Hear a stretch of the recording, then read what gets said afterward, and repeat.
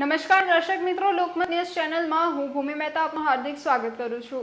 વડોદરા શહેર કોઠીપોળ જૂની કાશિયાપોળમાં આવેલ શ્રી વડોદરા કાશિયા પટેલ જ્ઞાતિ પંચ સમસ્ત સંચાલિત શ્રી કૃષ્ણ મંદિરમાં 46મા પાટોત્સવ નિમિત્તે સંપૂર્ણ ચાંદી જડિત વસ્ત્ર તેમજ સુંદર દર્શન, વિવિધ મનોરથ તેમજ અન્નકૂટ દર્શનનું આયોજન કરવામાં આવ્યું હતું।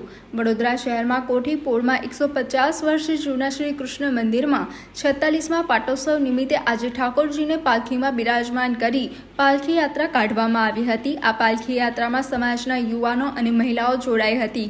ઉપસ્થિતિઓમાં પાલખી યાત્રામાં એક સરખા પહેરવેશ ધારણ કર્યા હતા અને 5 દિવસ સરદોત્સવ, રાસ ગરબા, શ્રીજીના દત્તાત્રેય દર્શન, તારીખ 10ના રોજ અખંડ ધૂન સાથે તારીખ 11ના રોજ શ્રીજીના સંપૂર્ણ ચાંદી જડિત વસ્ત્રો તેમજ શણગારના દર્શનનું આયોજન કરવામાં આવ્યું છે। આજે ઠાકોરજીને પાલખીમાં અવલૌકિક અને અદ્ભુત શણગારવામાં આવ્યા હતા અને ઢોલ નગારા સાથે ઠાકોરજીની પાલખી કાઢવામાં આવી હતી। કાર્યક્રમ મનોરથ નિમિત્તે આજે વેરામુડીનો મનોરથ છે ભગવાનનો।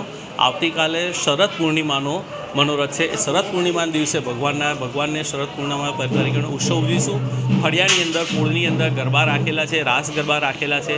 ત્યારબાદ પછી અમે ભગવાનની 10 તારીખે ભગવાનની 24 કલાકની અખંડ ધૂન બેસશે અને બીજે દિવસે 11 તારીખે ભગવાનનો પાઠ ઉત્સવ રાખેલો છે।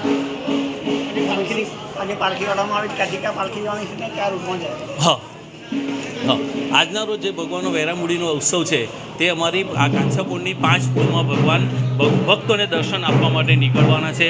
કોઠીફળિયામાં થઈને કબીર મંદિર ફળ્યું, કબીર મંદિર, દાળબીનો ખાંચો, તાર ફળિયા, રાજમહેલ રોડ પર થઈ દરેક મંદિરમાં ભગવાન, દરેક ફળિયામાં પોળમાં ભગવાન ભક્તોને દર્શન માટે નીકળ્યા છે અને રાત્રે 9 વાગે ભગવાન પાછા પોતાના મંદિરમાં પ્રવેશ કરશે અને તે વખતે પણ મહાઆરતી રાખેલ છે। આ ઉત્સવ અમે એકચ્યુઅલી ઘણા 46 વર્ષથી અમે આ ઉત્સવ કરીએ છીએ। અમારું આ મંદિર 150 વર્ષ પુરાણું છે।